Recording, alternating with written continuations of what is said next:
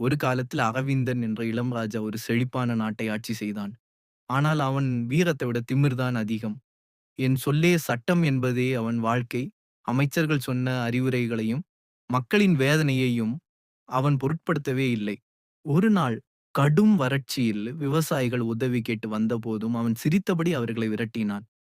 அதே இரவு அவனுக்கு வந்த கனவில் எல்லா அதிகாரமும் இழந்த ஒரு சாதாரண மனிதனாக அவன் தனியாக பசி தாகத்துடன் தவித்தான். உதவி கேட்டபோது யாரும் அருகில் வராத அந்த நொடி அவனுக்கு உண்மையை உணர்த்தியது. கருணை இல்லாத ஆட்சி வெறும் வெறுமை மட்டுமே. அப்போது காலம் எனும் முதியவர் தோன்றி மக்களுக்கு சேவை செய்பவனே உண்மையான ராஜா என்று சொன்னதும் அவன் கண் திறந்தான். மறுநாள் முதல் அவன் மாறினான். விவசாயிகளுக்கு நீர் வழங்கினான், இளைஞர்களுக்கு வேலை கொடுத்தான், மக்களின் குரலை கேட்டான். பயத்தில் இருந்த நாடு நம்பிக்கையுடன் மலர்ந்தது. அன்றே அனைவருக்கும் புரிந்தது, திமிரால் ராஜா ஆகலாம். ஆனால் பணிவும் கருணையும் இருந்தால் மட்டுமே ஒரு ராஜா மக்களின் மனதில் வாழ முடியும்.